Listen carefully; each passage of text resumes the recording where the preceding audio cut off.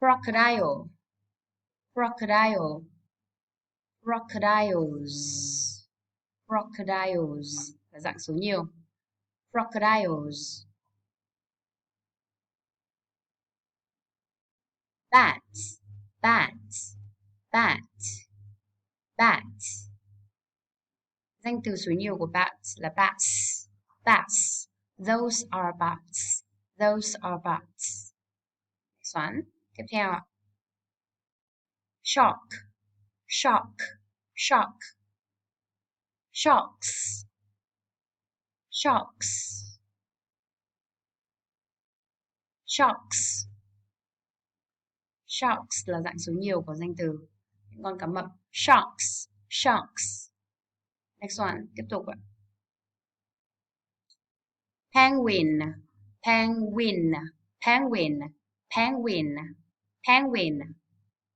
These are penguins. Those are penguins. Penguins, penguins. Kangaroo, kangaroo. Nhanh hơn ạ. Kangaroos, kangaroos. Those are kangaroos. Those are kangaroos.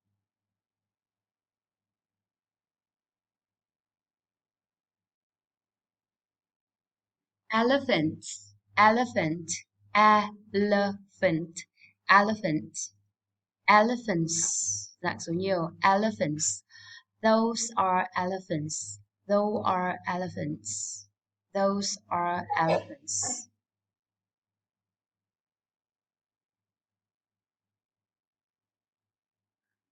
Okay.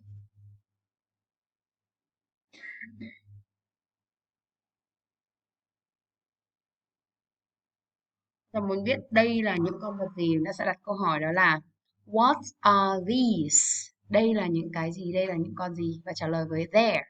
Penguins, dạng số nhiều. They're penguins. Kia là những con vật gì? What are those? What are those? They're bats. They're bats. Đối với cấu trúc, cậu đặt câu hỏi what are these và what are those thì chúng ta đều sử dụng các danh từ ở dạng số nhiều. Chúng ta sẽ thêm đuôi s hoặc là đuôi es vào các danh từ để biểu thị số nhiều.